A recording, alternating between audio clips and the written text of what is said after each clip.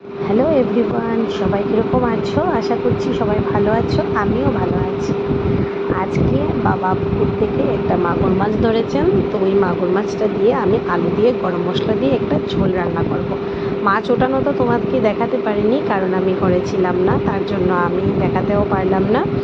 তো ফার্স্টে মাছটাকে ভালো করে কেটে ধুয়ে পরিষ্কার করে নুন আর হলুদ দিয়ে আমি ফ্রাই করে নেব। আর তার মিডিলে আমি একটা মাছের পেস্ট রেডি করব ঝোলের জন্য। তাতে দিব পেঁয়াজ, কাঁচা লঙ্কা আর জিরে বাটা। তো এগুলো পেস্ট রেডি করতে করতে আমার মাছটাও ভালো করে ভাজা হয়ে গেছে। তা নামিয়ে আমি সেই একই তেলে আলু লম্বা লম্বা করে কেটে নুন আর হলুদ দিয়ে আলুটাকে ভালো করে ফ্রাই করে নেব। ফ্রাই করে আরেকটু কড়াইয়ের মধ্যে সরষের তেল দিব, দিয়ে পেঁয়াজ কুচি দিব, দিয়ে পেঁয়াজটাকে লাল করে ভেজে পেস্টটা দিয়ে দিব। পেস্টটাকে ততক্ষণ আমি কষাবো যতক্ষণ না আমার পেঁয়াজ থেকে তেল বেরোচ্ছে।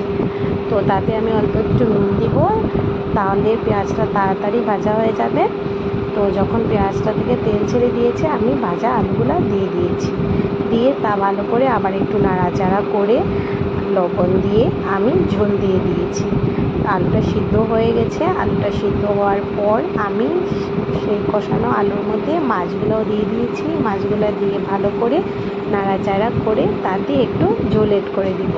তো ঝোলটা ভালো করে ফুটে ওঠার পর আমি সামান্য একটু গরম মশলা দিয়ে দিব, আর দিয়ে আমার মাছের ঝোলটা রেডি হয়ে গেছে। তো সবার এই রেসিপিটা কীরকম লেগেছে আমাকে নিশ্চয়ই লাইক, শেয়ার, কমেন্টস করে জানাবে, আর আমার ইউটিউব চ্যানেলটা ফলো করবে। Till then tata, bye bye, and thank you for watching my video.